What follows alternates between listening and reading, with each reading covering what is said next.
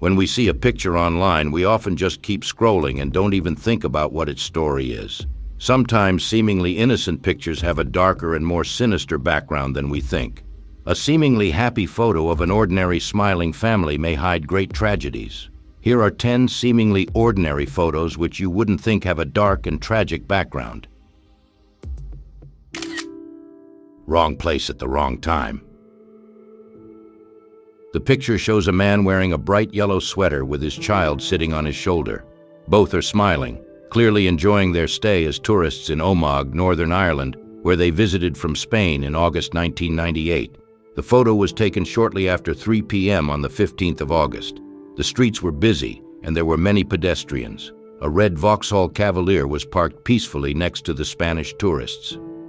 But what no one knows at the time the photo was taken is that this car was carrying some 230 kilograms of fertilizer-based explosives, which detonated just seconds after the picture was taken. This was a terrorist attack carried out by the Real Irish Republican Army, a breakaway group of the IRA, which disagreed with the ceasefire agreed by the IRA earlier this year. The blast killed 29 people and injured 220 others and sparked a worldwide outcry. The man and his child in the picture miraculously survived the blast, but the photographer who took the famous picture sadly lost his life. Devoured by a volcano. Sitting on a small camping chair with his legs stretched out in front of him and a notebook and pen on his lap is volcanologist David A. Johnston, looking into the camera of his student Harry Glicken with a cheerful smile on his face. At the time, neither of them had any idea that this would be one of the last pictures of the researcher. Johnston and Glicken were studying the roaring St. Helens volcano in May 1980. The photo was taken at 7 p.m. on the 17th of May 1980 at the Coldwater 2 observation station. The next day, just 13.5 hours later, the moment Johnston had been waiting for finally arrived. The volcano erupted, and his last words, spoken over the radio to the nearest American Geological Survey, were, "Vancouver, Vancouver, that's it." What happened next exactly is not known, as the researcher never reported back, presumably dying in the eruption, and his remains were never found.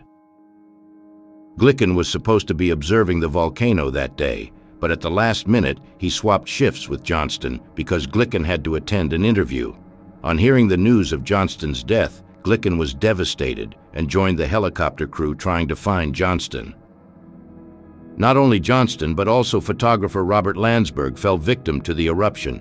His body was found with his camera underneath, protected by his own body. He took these pictures of the volcano eruption, which at the time were a milestone, as they were the closest ever taken of an eruption. In a strange twist of fate, Glicken died years later in another volcanic eruption in Japan.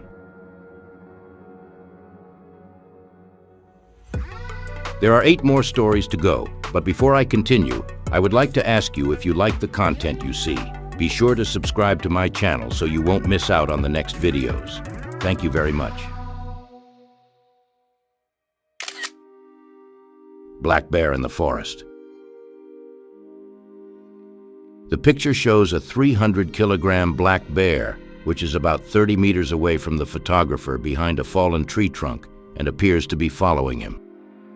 The picture was taken by Darsh Patel, a 22-year-old student at Rutgers University, with his phone on the 21st of September 2014, who decided to go hiking with 4 fellow students in the Upshawa Reserve in West Milford.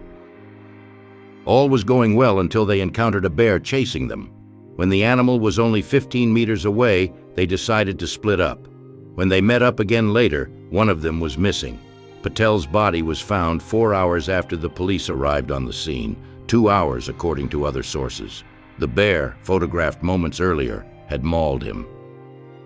The police found the animal, which had been shot dead near the body. The boy's phone was also recovered, with the bear's teeth marks and this ominous photo. House party after the massacre. This blurry photo of 2 teenagers was taken on the 16th of July, 2011. The boy on the right is holding an orange cup towards the camera. The picture was taken at a house party shortly after the boy holding the glass, 17-year-old Tyler Hadley, killed his own parents, Blake and Mary Jo Hadley, with a claw hammer while under the influence of ecstasy. Their bodies, wrapped in towels and with all sorts of things thrown at them, lay on the top floor of the house while the party raged downstairs. Tyler had been saying he would kill his parents since he was 10 and was always furious when they punished him or enforced their will. Finally, on the day of their murder, he promised his friends the party of the century. At noon, he wrote on his Facebook page, "Party at my crib tonight. Maybe." His classmates didn't believe him, as his parents were notoriously strict, but at 8 p.m. she posted again, "Party at my house." During the party, Tyler allegedly told several people what he had done. Later, he went for a short walk with his friend Michael Mandel, during which he confessed his terrible deed. After they returned to the party, Michael discovered the parents' bodies in the bedroom. Inexplicably, Michael didn't leave the party immediately, continuing to spend hours with Tyler, during which time they took the infamous selfie. 4 hours later, the friend left the party and called the police.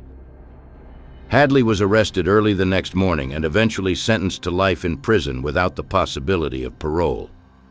He later repented, but initially he was in prison signing autographs for his fellow inmates. He did not write his own name, but a nickname of his own choice, Hammer Boy. The house where the Hadley family lived was demolished in 2015. Dutch girls in Panama. Two young girls pose for a selfie with the wild yet beautiful Panamanian landscape behind them. The two girls, Chris Kremers and Lisanne Froon, are Dutch travelers who have hiked the El Pianista Trail. On the 1st of April, they set off on their tour at 11 a.m., but unfortunately they didn't turn up for a meeting the next day, and the girls' parents didn't receive the daily text messages they had sent them earlier. 4 days later, on the 6th, the parents arrived in Panama where, together with the police, they searched the forest where the girls were last seen for 10 days, but no trace of them was found.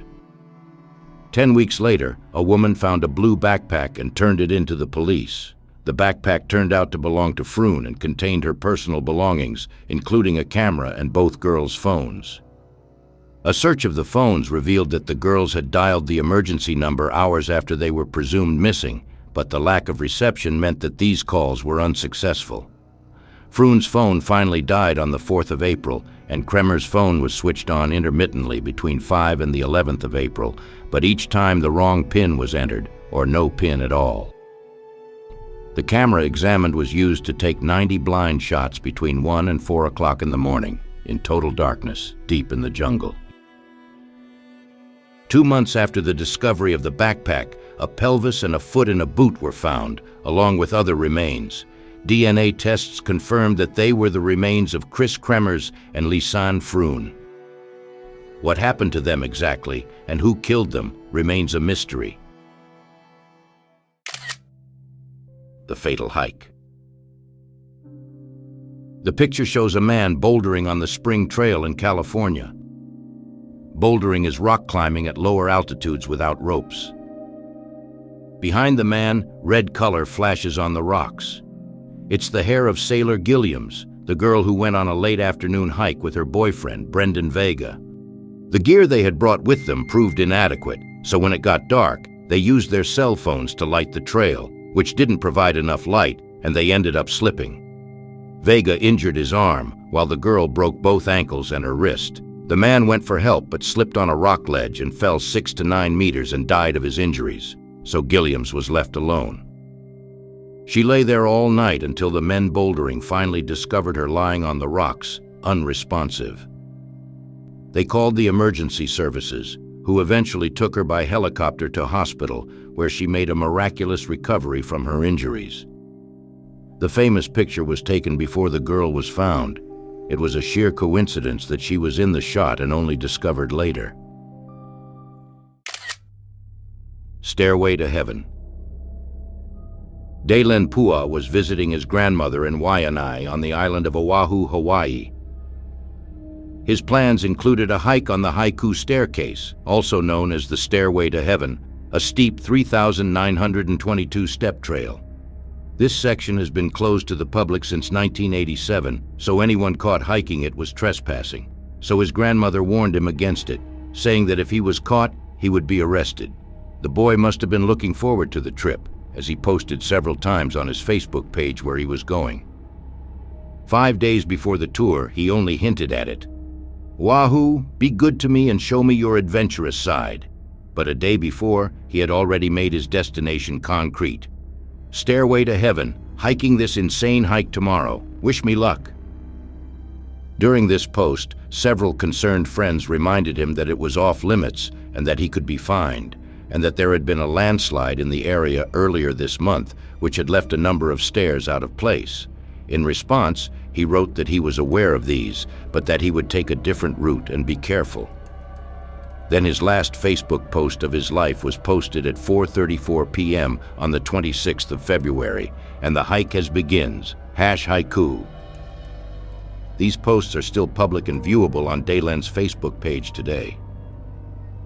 The next day, on February 27, 2015, he boarded a bus and headed to the site of the forbidden tour, where he finally began his journey through the beautiful Hawaiian landscape.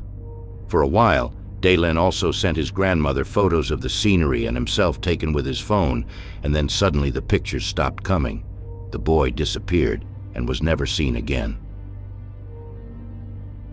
After his disappearance, the family carefully studied the photos the grandmother had received.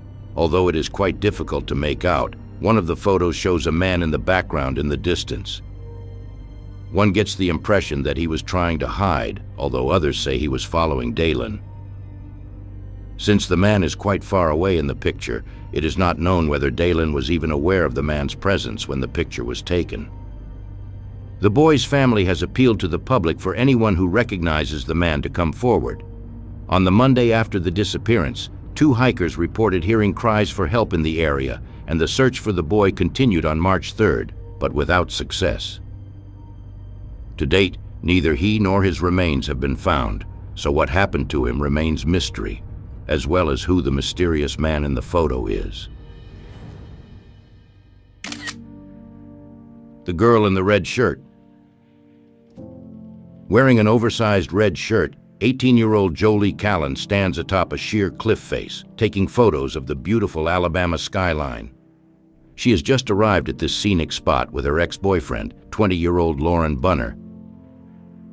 They took several pictures during the trip, some of which he immediately uploaded to his Instagram page, where you can still see the original posts and photos. But no one knew at the time that by the time this picture reached the site's followers, the girl would be dead. Seconds after posting this photo, Lauren shot her twice in the head with a .22 caliber Ruger Bearcat revolver and then threw her body off the cliff. Soon after, he called the police and turned himself in. The couple dated for 10 months before Jolie broke up with Lauren. The reason for the breakup was jealousy on the part of the man, who forbade her to see her friends. Despite the breakup, they continued to keep in touch regularly for 2 months, and everything seemed to be fine. They even had a dog together, which they kept at the boy's house. Jolie eventually started dating another boy, and perhaps this was the point that the ex-boyfriend could no longer tolerate. The girl still wanted to stay on good terms with Bunner, so she accepted his invitation to go on the trip. She texted a friend that the hike would be a symbolic friendship hike. During his interrogation, the boy told the police that he had wanted to kill himself after the murder, but eventually changed his mind, perhaps out of cowardice. Lauren Bunner was eventually sentenced to 52 years in prison. Murder on honeymoon. A diver poses in the beautiful ocean of Queensland, Australia. Behind them, a stiff, prone figure lies on the ocean floor. It is only later revealed to be Tina Watson, murdered by her husband seconds earlier. Tina was on honeymoon with her husband Gabe in Queensland. On the day of her death, they decided to dive down to the popular and challenging wreck of the SS Yongala. They were both underqualified for such a dive, and the dive company suggested to dive with a qualified guide, but they declined it. During the dive, Tina ran into trouble and sank to the ocean floor nearly 30 meters below the surface. Gabe claimed that he tried to rescue his wife, but he had some kind of problem with his ears, and he could not dive deep enough to help her. When the unfortunate girl was finally rescued, they tried to revive her for 40 minutes without success. The contradictory statements made by Gabe and the fact that before their marriage he had asked Tina to increase her life insurance and make him the sole beneficiary all pointed to foul play. Over the following years, Gabe Watson gave 16 versions of what happened and was eventually sentenced to 4.5 years in prison, but this was suspended after only 12 months. Best friend from hell.